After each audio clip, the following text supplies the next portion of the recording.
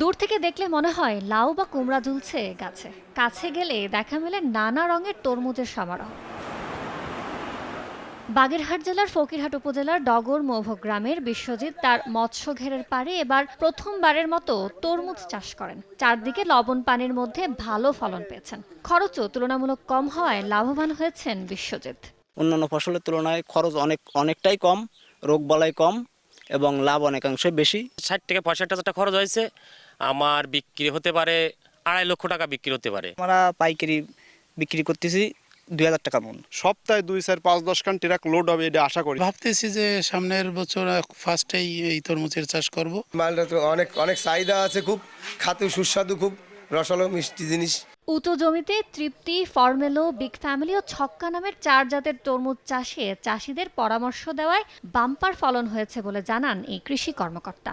অতিবৃষ্টিজনিত কারণে প্রথম মানুষ একটু হতাশ হলেও পরবর্তীতে আমাদের যে পরামর্শ বা সার্বক্ষণিক দেখা ওনারা যোগাযোগ করেন এবং নিজেদের প্রচেষ্টার কারণে ওনারা এখন যে তরমুজগুলো এভারেজ কিন্তু একটা গড় ফলন ভালো। প্রশিক্ষণের পাশাপাশি কৃষি উপকরণ দিয়ে সহায়তা করার কারণে চাষিরাই তরমুজ চাষে আগ্রহী হয়ে উঠেছে বলে জানিয়েছে স্থানীয় কৃষি বিভাগ।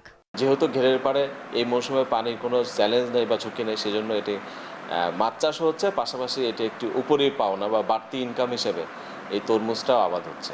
বাগেরহাট জেলায় এবার ৬৮ হেক্টর জমিতে মৌসুমের বাইরে তরমুজ চাষ হয়েছে, যার উৎপাদন লক্ষ্যমাত্রা ২০৮০ মেট্রিক টন। বাজার মূল্য আনুমানিক ১২ কোটি টাকা। সময় সংবাদ, বাগেরহাট।